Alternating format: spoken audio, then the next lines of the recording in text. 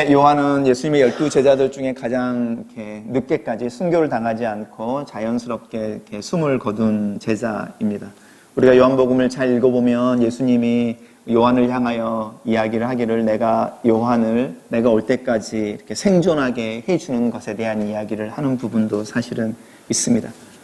교회사에 의하면 에베소에 있던 요한이 나이가 들어서 거동이 힘들 때에도 에베소 교인들이 모여서 예배를 드릴 때면 그 사도 요한을 모셔다가 말씀을 듣고 싶어 해서 부축을 해서 강대상에 모셔다 놓으면 노년한 이 사도 요한이 하는 메시지가 굉장히 짧은 한마디의 말이었는데 서로 사랑해라.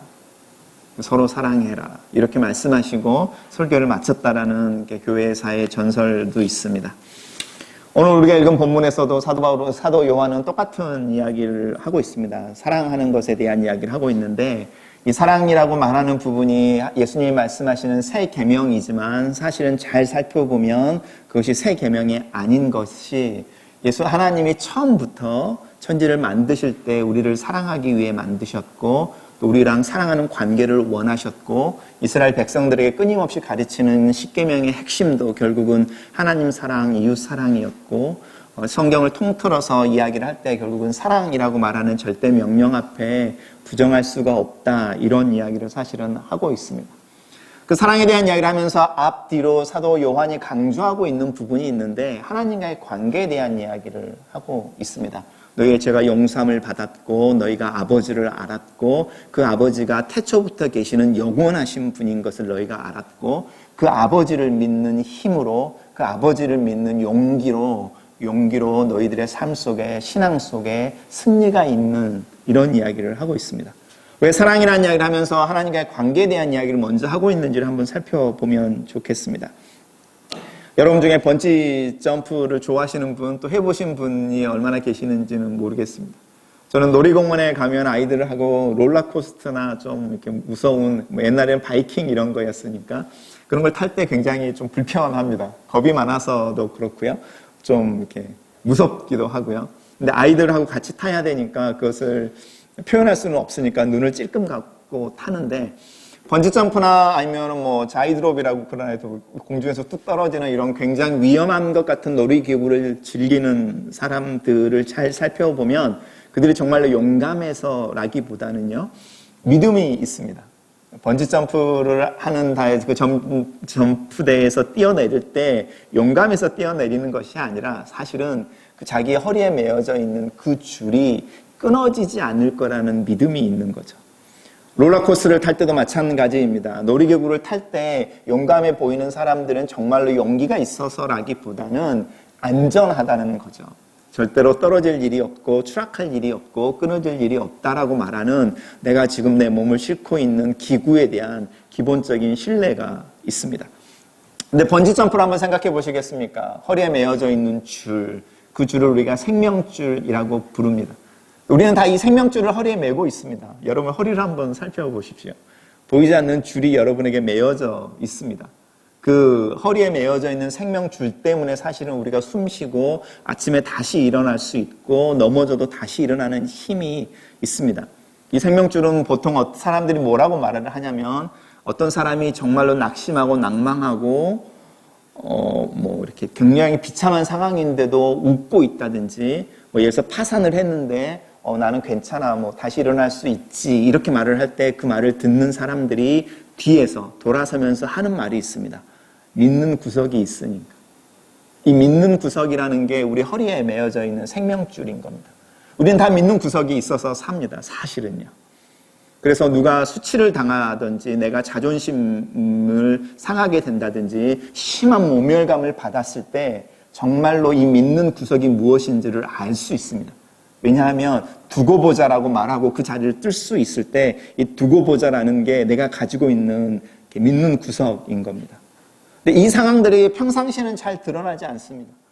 근데 아까 말씀드렸던 것처럼 파산의 상태라든지 다른 사람들이 다 멸시하는 상황이라든지 내게 아무런 도움이 없는 것 같은데도 나로 하여금 웃게 하는 게 있다든지 저 사람 나에게 정말로 큰 모멸감을 줬는데 그게 기분이 나쁘지 않을 때 내 안에 있는 생명줄이 무엇인지를 알 수 있습니다. 제가 아는 권사님은 할렐루야 권사님이셨는데요. 젊을 때 이렇게 홀어머니의 장남 집에, 가난한 집에 시집을 가서 이제 시간이 지나는 중에 권사님이 되시고 남편은 장로님이 되시고 가게가 이렇게 일으켜 세워지고, 이 권사님은 그 교회에서 할렐루야 권사님이라고 굉장히 신앙이 좋고 활달하고 항상 찬양하는 권사님으로, 또 시어머님도 이 권사님을 정말 사랑해서 자랑스럽게 사랑하는 며느리라고 말하고.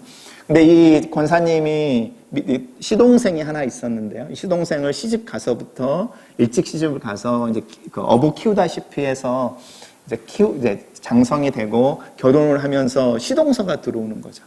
권사님에게 이제 시련이 시작되어지는 게 이 시동서가 들어오면서였습니다. 시동서는 피아노 학원을 하던 굉장히 도시 여자였는데 다른 거죠. 비교가 자꾸 되는 거죠. 그리고 명절 때니 이렇게 오면 항상 시어머니에게 자기가 하지 못했던 일을 하는데 돈 봉투를 주고 가는 겁니다. 한 번, 두 번 이 돈 봉투를 받던 시어머니가 어느 날 바뀐 것 같습니다. 왜냐하면 더 이상 권사님에 대한 칭찬보다는 둘째 며느리에 대한 칭찬이나 둘째 며느리에 대한 자랑이 더 심해지는 거죠. 근데 권사님은 그걸 꾹 참고 있었습니다. 근데 어느 날 피아노 가게를 하는 교회 집사님한테 전화를 받았는데요. 그 전화 한 통화에 이 권사님이 우울증에 걸려버렸습니다. 나중에 권사님이 그 우울증에서 벗어나서 이야기하시는 내용이 뭐냐면, 자기가 젊을 때 어렵게 가문을 일으키고 시동서를 키우고 또 시어머니를 봉양하고 남편을 도와서 이만큼 고생해서 가격을 일으켜냈을 때에 자기 안에 신앙이 있어서 그것을 이겨낸 거라고 생각을 했답니다. 근데 시동서가 들어오고 시동서에게 한 사람 두 사람 마음이 넘어가는 것 같을 때도 자기 안에 마음이 크게 나쁘지 않았대요. 근데 그 피아노 가게를 하는 집사님에게 온 전화가 뭐였냐면, 권사님 참 좋으시겠습니다. 그분이 하신 이야기. 어제 장로님하고 권사님 동서가 와서 권사님 생일에 선물로 사준다고 피아노를 하나 보고 갔습니다. 근데 그 말을 듣는데요, 이 권사님 마음이 무너져 버리더라는 겁니다. 이해가 안 되죠. 근데 그 우울증에 빠져버리게 됐는데, 그러면서 이 권사님이 깨닫는 게 있는 거죠. 깨닫는 게 뭐냐면, 내가 왜 내 마음이 무너져 버렸을까? 내 생일 선물을, 그동안 내가 그렇게 갖고 싶었던 피아노를 사주겠다고 내 남편과 시동서가 가서 피아노를 보고 갔다는 말이 왜 나 마음을 무너지게 했을까? 그러면서 자신을 돌아보게 되는데, 하나님이 가르쳐 주신 게 무엇이냐면, 네가 믿는 구석 두고 보자라고 말하는 게 이 권사님에게 장로님이었다는 거예요. 남편. 당신이 힘들고 어려울 때 그것을 이겨낼 수 있었던 것은 하나님이 사실은 아니고, 내 남편은 나를 이해해 주지. 내 남편은 내가 고생하는 걸 알고 있어. 내 남편은 나를 위해서 내 편에 서 있어. 시동서가 들어오고 시동생이 넘어가고 시어머니가 넘어가는 것 같았을 때도 내 남편은 여전히 내 편이야. 그런데 아이러니하게도 남편이 시동서를 데리고 피아노를 당연하잖아요. 피아노 학원 원장님이니까. 근데 그 말을 들었을 때에 내 남편이 시동서랑 뭔가를 같이 하고 있다는 그 마음에 내 남편조차도 나에게서 멀어져 가는구나라는 느낌이 들었을 때 이분의 마음이 무너져 버리더라는 겁니다. 우리들의 삶들을 돌아볼 때에 평상시는 드러나지 않습니다. 그 권사님 말씀은 자기가 할렐루야를 이야기할 수 있었던 거, 교회를 봉사할 수 있었던 거, 항상 웃고 찬양할 수 있었던 가장 큰 배경에 무엇이 있었냐면 당신의 남편에 대한 믿음이 있었다는 겁니다. 그러면서 그 이야기를 경험하고 우울증을 경험해내면서 이 권사님이 고백해내는 게, 내 생명줄이라고 하는 부분이 나로도 섞고 있었군요. 섞고 있었습니다. 난 하나님이라고 생각했고 기도의 결과라고 생각했는데, 사실 나로 하여금 내 마음을 따뜻하게 해준 것은 믿음이 아니라 내 남편의 지지였습니다. 오늘 사도 요한이 우리에게 이야기하는 것 중에 하나는 무엇이냐면요, 이 생명줄이라고 하는 부분이 어디로 연결되어져 있는지를 우리가 볼 수 있을까라는 부분입니다. 우리가 신앙생활을 하고 있지만, 상황이 좋을 때 예수 그리스도를 이야기하고 찬양할 수 있지만, 다른 수많은 사람들이 나를 향하여 등을 돌려버린 것 같을 때, 나에 대해서 수많은 소리가 내 뒤에서 들리고 내 자존심이 꺾여지고 내가 비교되어져서 무기력한 존재로 드러날 때 우리는 어디로 가고 있는지, 무엇을 붙잡고 있는지를 볼 수 있습니다. 우리가 잘 아는 것처럼 한나라는 여인이 있을 때 이 한나라는 여인이 아이를 낳지 못했습니다. 그 당시에 고대에 우리도 최근은 지금도 사실은 그렇지만 불임이라고 하는 부분들이 결혼한 여성들에게 결코 좋은 의미는 아니어서 사회적으로 또 집안에서 많은 스트레스를 사실은 받습니다. 고대는 더욱더 그랬고 이 한나는 아이를 낳지 못하는 이유로 둘째 부인을 맞이하는 것을, 남편이 둘째 부인을 맞이하는 것을 허락할 수밖에 없었습니다. 그리고 이 둘째 부인은 자기와 다르게 아이들을 막 낳게 되고 아이들을 가지게 되면서 자신을 무시하게 되는 거죠. 근데 그 둘째 부인의 횡포와 또 자존심을 긁는 모멸과 또 이렇게 가족으로 모였을 때의 자식들을 이렇게 꾸리고 챙기는 둘째의 모습을 보면서 이 한나의 마음은 굉장히 쓸쓸하고 외롭고 또 비참하기도 하고 모멸감으로 가득 차 있는 겁니다. 그럴 때 한나의 남편인 엘가나가 뭐라고 위로를 해주냐면, 걱정하지 마. 그래도 나는 너를 사랑하고 내가 너의 남편이고 10 아들보다 내가 더 너에게 귀한 남편이 되어줄게. 근데 한나가 이 남편의 위로를 거절하는 거죠. 한나에게 있어서 생명줄은 남편이 아니었습니다. 남편의 위로를 거절한 한나가 자기의 그 무너진 마음을 가지고 간 곳은 성전이었습니다. 하나님에 나아가서 자기의 마음을 토로해냈고 그 토로한 마음이 하나님 앞에서 얼마나 간절했던지 그것을 지켜보던 엘리 제사장이 볼 때에 낮술 취한 여자처럼 보였다는 겁니다. 그리고 우리가 그 다음의 이야기들은 잘 알고 있습니다. 근데 이것처럼 우리의 생명줄이라고 하는 부분들이 옮겨질 수 있을까라는 겁니다. 예수 그리스도를 믿는 사람들, 그리스도인이라고 말할 때 그리스도인이라는 말의 의미는 그리스도에게 속한 자라는 뜻입니다. 그 말은요, 우리의 생명줄은 누구에게 매여져 있다고요? 우리가 믿는 구석은 누구라고요? 우리가 두고 보자라고 말하고 고개를 돌이킬 수 있고 일어나서 그 자리를 떠날 수 있는 힘은 어디에 있다고요? 예수 그리스도에 대한 이야기를 하고 있는 겁니다. 반대로 죄라는 것은 무엇일까요? 하나님과의 관계 속에서 하나님으로 인정하지 않는 게 죄라는 겁니다. 우리의 생명줄을 다른 곳에 메어놓고 그것 때문에 내 삶이 안전하다고 이야기하는 게 죄라는 겁니다. 어떤 거짓말이나 어떤 사기나 속임수보다 훨씬 하나님 앞에서 무거운 죄는 무엇이냐면 우리가 우리 스스로를 나는 그리스도에게 속한 자입니다라고 말하면서도 우리 허리에 메어져 있는 생명줄은 돈이나 명예나 자식이나 아니면 어떤 다른 것에 두고 있을 때 우리는 가장 큰 죄를 범하고 있는 겁니다. 근데 이 죄가 얼마나 큰 건지를 알 수가 없는 거죠. 근데 이것을 알려주는 방법이 있습니다. 예를 들어서요, 예수님이 죄를 설명할 때에 금전적인 관계로 죄를 설명합니다. 빚이라는 단어로 설명을 해내는데요. 예를 들어서 우리가 얼마로 하나님에게 빚을 졌는지 알지 못합니다. 근데 어느 날 하나님이 내가 네 죄를 용서해 줄게. 무슨 말이죠? 네가 나에게 지고 있는 빚을 탕감해 줄게 라고 말씀하셨습니다. 제가 믿음으로 네 감사합니다 라고 이야기를 했더니 그 빚을 탕감한 결과가 어떤 결과인지가 나타나는 거죠. 여러분, 돈이라고 하는 것은요, 제한된 것입니다. 그래서 누군가가 많이 가지고 있으면 누군가는 덜 가지게 되어 있습니다. 그리고 이 돈이라는 것은요, 내가 주면 나는 마이너스인 겁니다. 내가 만약에 100만 원을 누구인가 준다면 100만 원이 다시 나타나는 게 아닙니다. 나는 고스란히 100만 원이라고 하는 그 빈 공간을 내 재산에서 마이너스를 해야 되는 겁니다. 헌금이 왜 어렵습니까? 마찬가지죠. 돈이라는 것 때문에 어렵습니다. 우리가 하나님 앞에 헌금을 내어놓으면 그 내어놓은 금액만큼 우리의 재정에는 마이너스라고 하는 스페이스가 생깁니다. 이게 우리가 예산을 세우거나 결산을 할 때에 자연스럽게 우리 돈이 아닌 마이너스로 잡히는 겁니다. 그래서 그 마이너스를 보는 부분이 두렵고 힘들어서 헌금하는 게 사실은 어렵습니다. 이게 돈이라는 겁니다. 그러면 제가 만약에 500만 원을 빚지고 있는데 내가 빚을 졌던 그 채권자가 너 500만 원 안 갚아도 돼 라고 말할 때 이 사람에게 갑자기 500만 원이 생겼다 이런 뜻이 아니고요. 이 사람이 500만 원을 자기 에셋의 재산의 마이너스로 감당한다는 뜻입니다. 그게 탕감한다는 겁니다. 그래서 예를 들어서 우리가 가지고 있는 어떤 벌금이나 이런 것들을 정부에서 탕감해 줄 때 정부의 예산에는 그만큼의 마이너스로 잡히는 겁니다.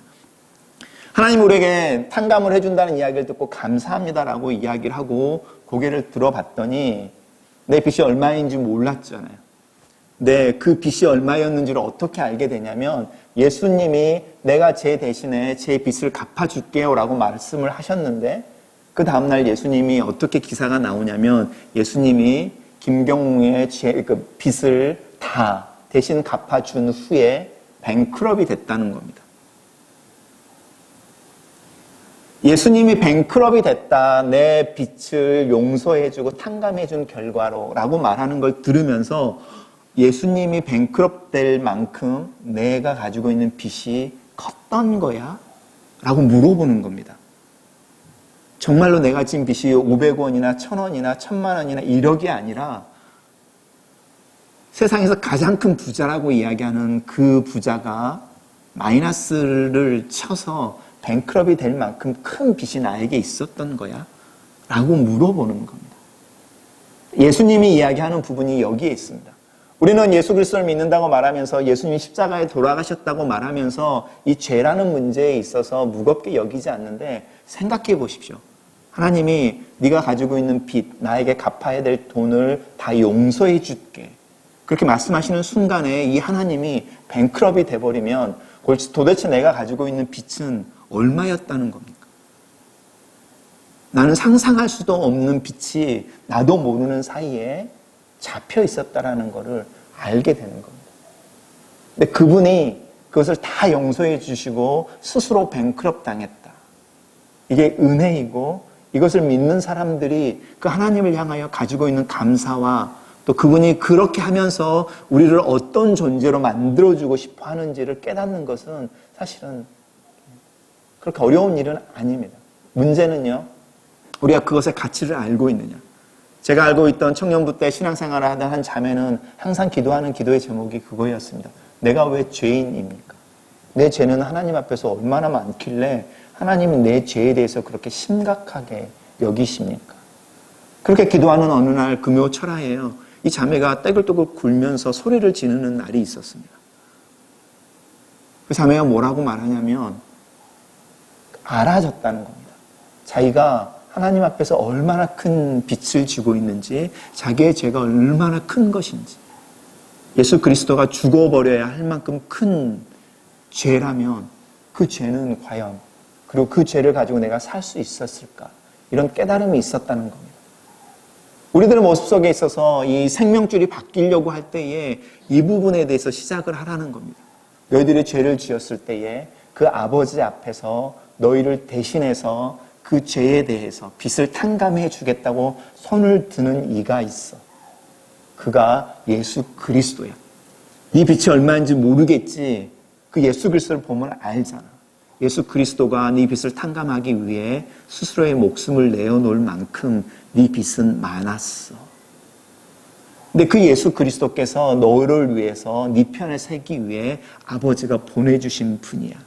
그래서 이 대언자라고 말하는 부분이 사실은 똑같은 단어인데 이 단어가 어디에 등장하냐면 예수님이 성령을 이야기할 때에 내가 아버지께로 가면 너를 위해서 아버지께 요청해 또 다른 보혜사를 보내주겠다고 말하는 이 보혜사가 우리가 오늘 읽은 본문의 대언자랑 똑같은 단어입니다.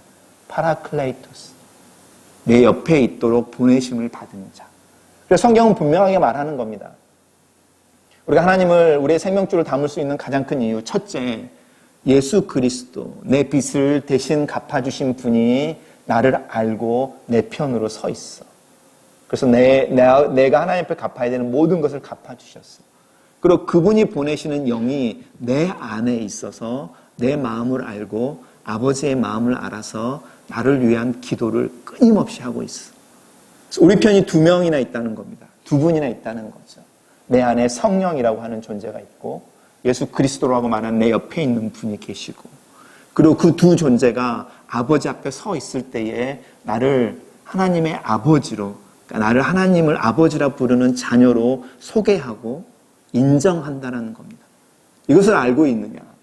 그래서 내가 누구인지, 내가 다른 사람들에게 모면을 당해도 내 얼굴을 찌푸리지 않을 수 있는 이유가 어디에 있는지, 내가 파산을 당해서 돈이 하나도 없더라도 낙심하지 않고 다시 일어날 수 있는 이유가 어디에 있는지, 그것은 우리가 하나님의 자녀, 하나님의 용서함을 받는 자, 하나님의 사랑을 받는 자, 무엇보다도 하나님이 그 안에 계셔서 그 사람이 실패하면 하나님이 실패한 자로 연결되어져 있는 존재, 그리고 그 존재들이 모여있는 교회로 연결을 시키면서 이것을 아는 사람들이 있는데, 그게 교회인데 이것을 깨닫는 사람들 사이에 약간의 차이가 있어.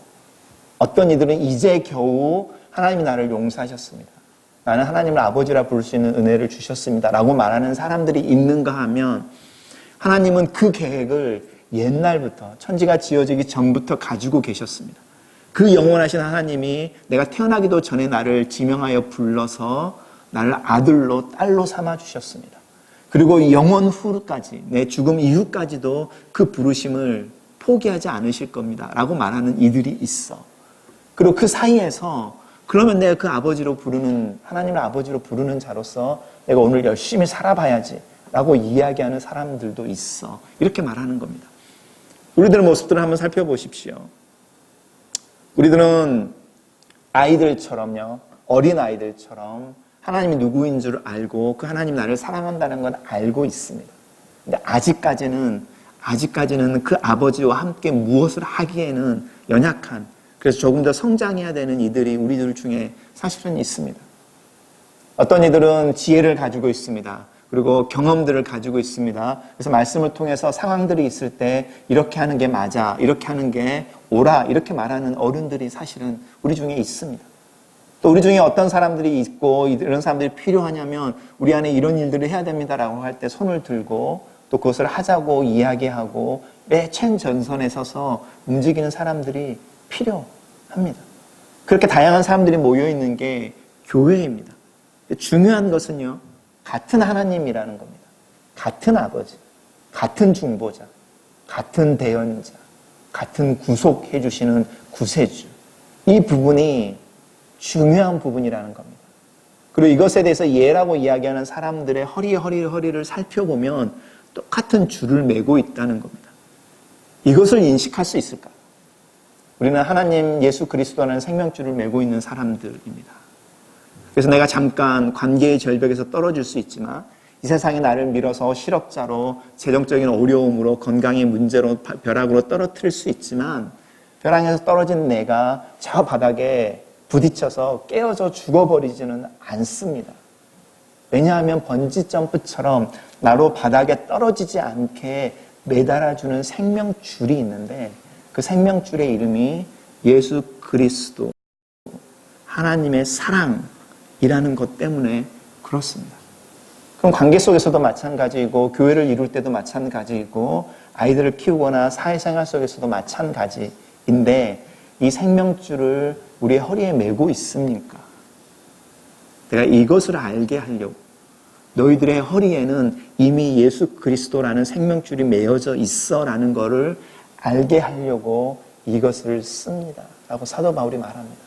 내가 누구인지, 내 허리를 메고 있는 생명줄이 어디에 연결되어져 있는지, 그것을 안다면 우리는 풍랑 가운데 견딜 수 있습니다. 그리고 넘어져도 다시 일어날 수 있습니다. 무엇보다도 그 아버지처럼 살 수 있습니다. 그리고 그 아버지의 계명을 따라 살아갑니다. 사도 바울이 편지를 넘기면 무슨 이야기를 하는지 아십니까? 이것을 깨닫는 사람들에게 하나님의 계명은 결코 무겁지 않습니다. 우리가 할 만한 것이고, 할 수 있는 것이고, 실천할 만한 것을 우리에게 요구하고 계실 뿐입니다. 왜냐하면 우리는 그런 사람들이니까. 사랑할 만한 사람들이고, 사랑할 수 있는 사람들이고, 사랑의 사람들이어서 서로 사랑해라고 말하는 거지, 그렇지 않는 사람들에게 힘겨운, 우리로 하여금 죄책감을 더하게 하기 위해서, 자괴감을 더하게 하기 위해서가 아닙니다.